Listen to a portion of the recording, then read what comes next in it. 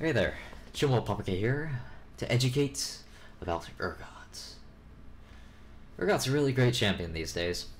Those changes, the change on Terra Capacitor, which added a mana ratio to the shield, they just set him over the edge. He's shown up in professional play. He's pick or ban these days, at least in professional play. He's beginning to show up as a banned champion and ranked, but it's still not very prominent yet. But the funny thing is, he's shown up as mid lane and AD carry, and there are a lot of playstyles open to Urgot. Those are some of them. They're somewhat effective. Top lane as well is a very effective area to take Urgot. So this is the Maokai matchup. And Maokai has received a number of nerfs recently, which is kind of nice. He used to be somewhat annoying as a champion, but these days it isn't too much of an issue. What is an issue, though, is all these champions who take teleport and maybe even smite, and they go ahead and take one of those small camps before teleporting up to the minion wave. That's always kind of annoying. You have to decide, do I want to push up the lane very early on to get level 2 so they don't out-level me earlier on? Or do I just hold it? Generally, I would push it up. But in this case, they have a Pantheon jungle, and I don't want to deal with that shit.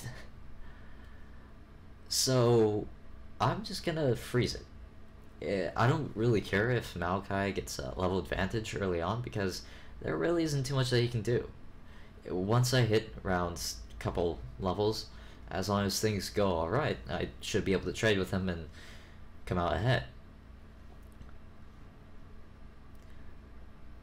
So I started with Crystalline Flask and Potions.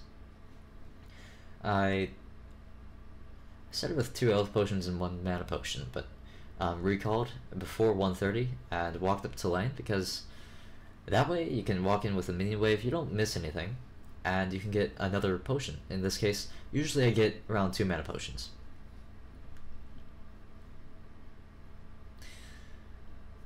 So, it's really fascinating about Urgot, is that he's... Well, let me give it a comparison. So most champions, if you take a look at their win rates on champion.gg, well, it's not very much about player mastery. I mean, 42% is the general win rate on most champions for players who have played 1 to 5 games with that champion, and that's the same with Urgot. But as champion mastery goes up, generally the win rates go up to about 47, 50.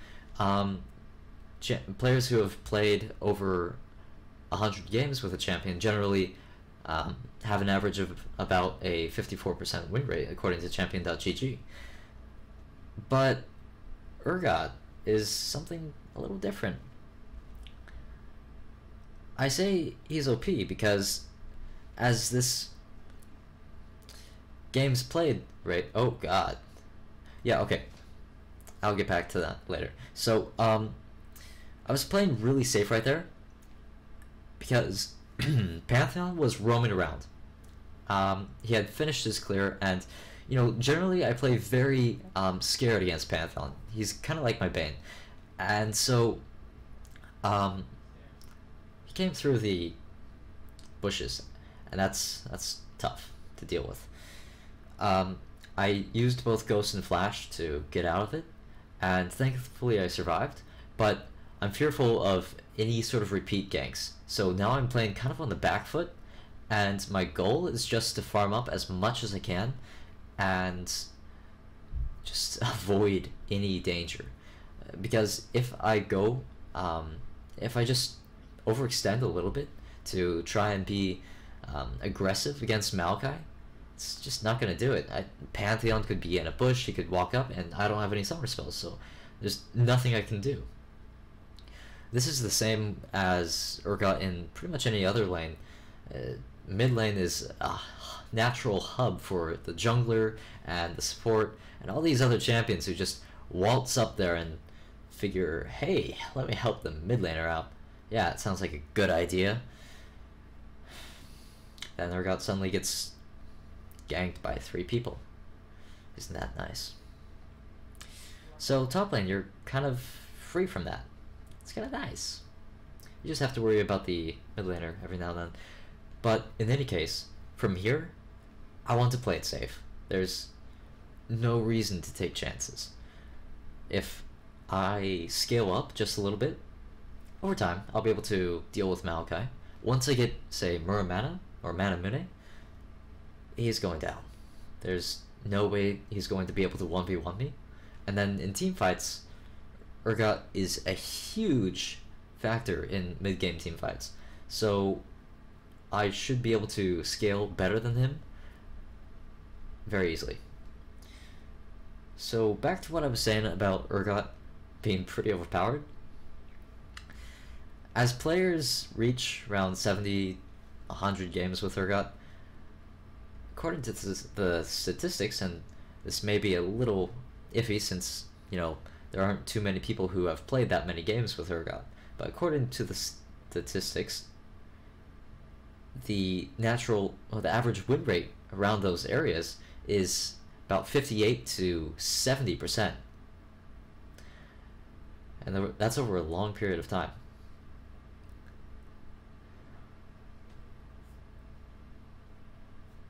It's pretty crazy, especially as top lane. The win rates seem to be much higher, and it's fascinating to try and figure out why, as a top laner, compared to a mid laner. Maybe other top laners don't scale quite as well, or maybe it's just something that Urgot adds that other top laners don't. But it's a subject for further study.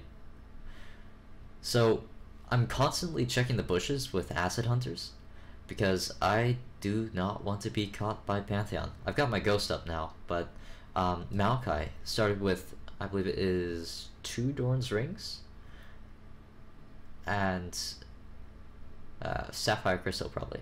So it's not something I want to deal with. He's actually got quite a bit of damage. He probably built that so that he could capitalize on taking the summoner spells early on. So it's just farming under the turret. Now if I had armor, marks, and quints, it would be easier to farm, but I'm not about that life. I take full armor penetration, marks, and quintessences because Urgot's Q scales off of total AD rather than bonus AD, which is what most abilities scale upon. And so by the first few levels, like level 3, with armor penetration, marks, and quintessences, you're dealing just about, if not more, damage than AD, marks, and quints. And then it only goes up from there. It becomes an incredible amount of damage. Armor penetration runes just scale much better. So it's not only an investment, it's one that pays off very quickly. So that's a good pull in mid lane. Ever since Pantheon came top, well, earlier when he did that, I mentioned to the team that Pantheon was top lane, and Evelyn just was able to roam around, gank bot, so that's nice. Unfortunately, Pantheon's doing his thing now. So it seems that Maokai recalled. My intention here is just to push it up. Probably gonna back and either get a Brutalizer or a Manamune. Depends on how much gold I have. Generally, these days, I'd just go for the Manamune if you have enough gold. It's great for scaling early on, and it does a ton of damage.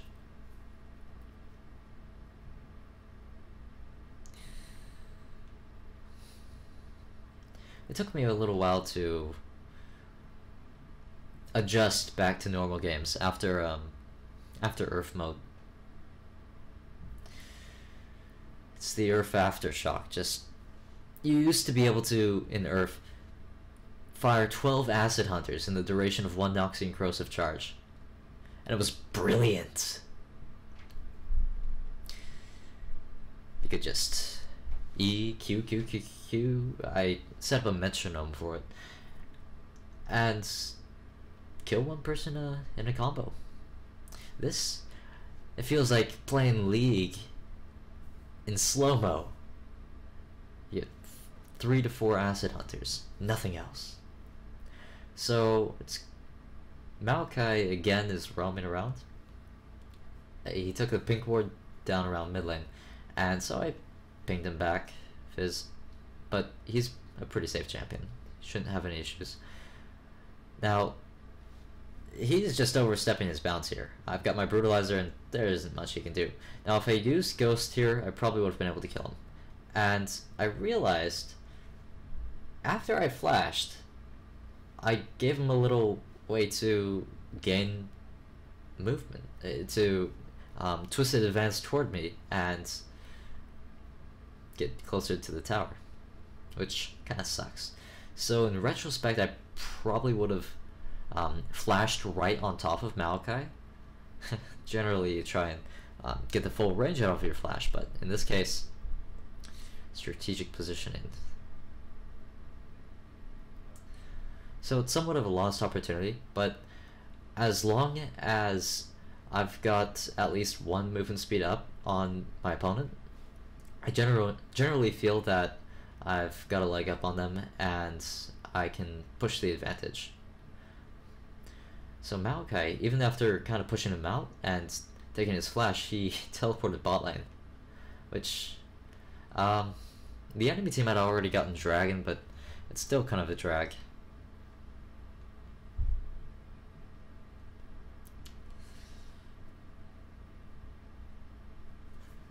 So I think one of the things of major importance is that when you fall behind, or when you're ganked and you're forced to use your summoner spells, you need to play it safe. Because there's no telling how many times the enemy jungler will gank. They're not just gonna say, yeah, ganked top lane. That's enough. They're not going to go ahead and move on. Like, it's time to equally distribute ganks around each lane. Some junglers kind of work like that, and you know, it kind of feels natural to move around, gank everybody. But as you reach higher levels of play and people mimicking Trick 2G, especially as you reach those areas, it's not going to happen as often. You're going to see junglers that gank top lane and then gank top lane and then stay top lane, then gank it again, and it just happens. So you have to learn to play very safe. There was an issue here. So Maokai was roaming and I had to make a decision: stay top or go mid. I was pinging my team back to kind of just stick around the mid lane tower, but unfortunately there was a fight and we lost out. Little too late. I'm moving on, helping Fizz clear, moving back. Just a slow crab working his way up the farming ladder.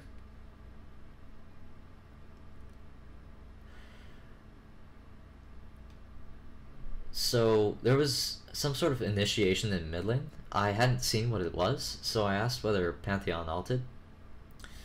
That would that's the kind of information that I need to take into account when pushing out top lane, because even if I ghost, Pantheon could, if he placed his ultimate well, just chase me down, which is not what I want.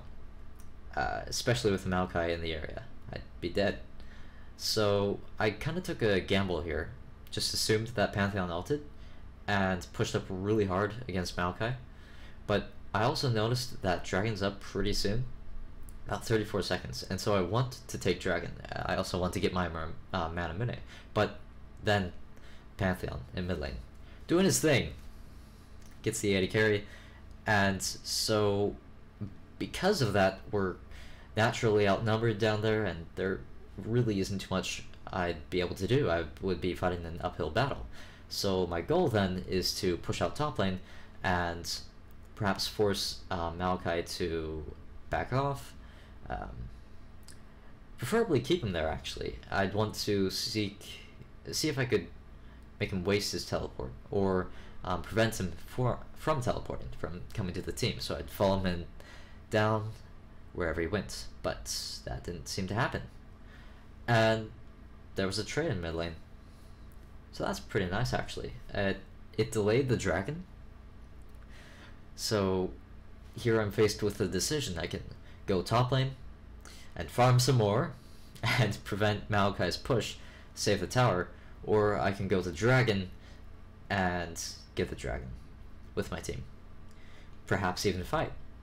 And if we do fight, then I feel that we're in a very strong situation, where as Urgot, I can make a huge impact. So everyone kind of shows up. I want to use my ult, and I'm able to get Noxian Corrosive Charge on, I think, Bard. Some good damage, although we can't really see it. And then I pull... Oh! Yeah. Opportunities! When an enemy champion moves up just a little bit, just a tad away from their team, take complete advantage of it.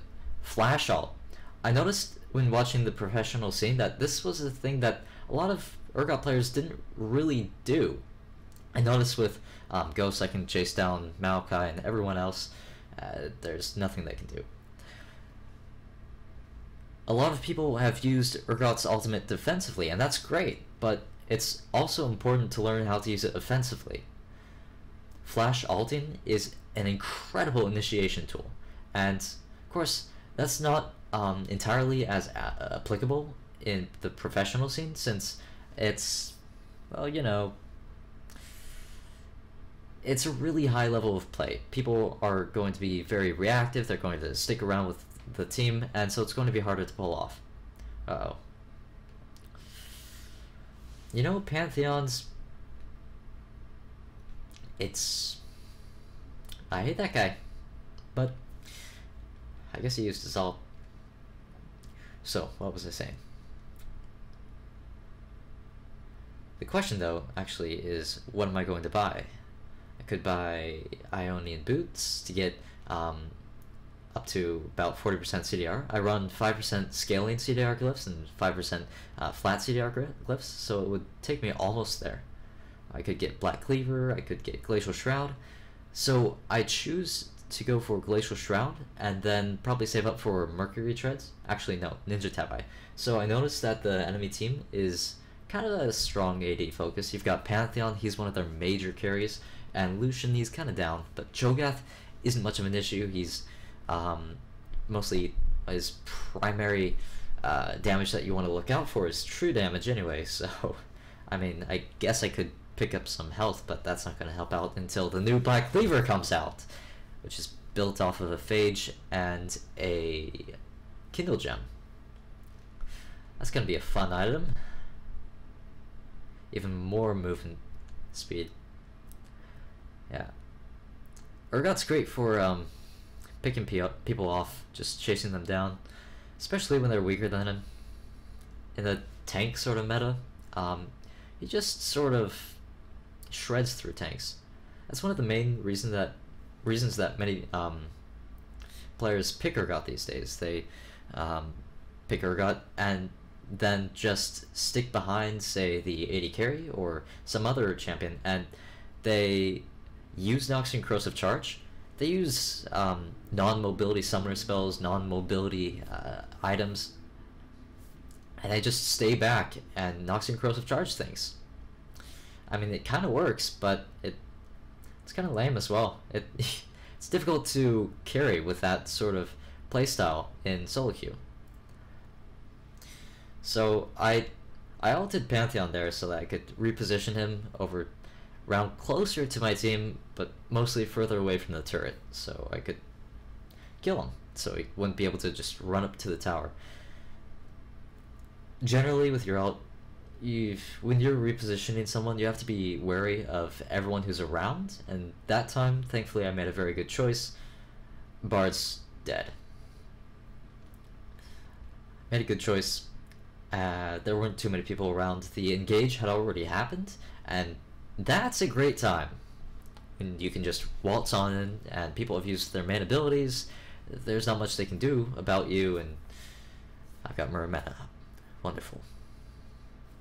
So here I could purchase Frozen Heart, or I could purchase, yeah, Frozen Heart. Okay. So I already have blue buff, but this will take me up to 40% CDR. I'm a little overboard with CDR currently. Besides the blue, with my runes, I'd go, at this time I'd probably have about 30, well, with Frozen Heart, around 43.33, because of the scaling glyphs. But that rounds up all the way to 45% eventually. I think the goal really is to reach around 32 to 33% as soon as you can, so you can get 4 Nox and Corrosive Charges in the duration of 1, 4 Acid Hunters in the duration of 1 Nox and Corrosive Charge. Anyway, Urgot's damage, huge! So Pantheon jumps on in, Bard does his thing, thankfully getting some damage. I'm able to ult Pantheon, but my ultimate gets cancelled. And I get the defensive stats anyway, which is really nice.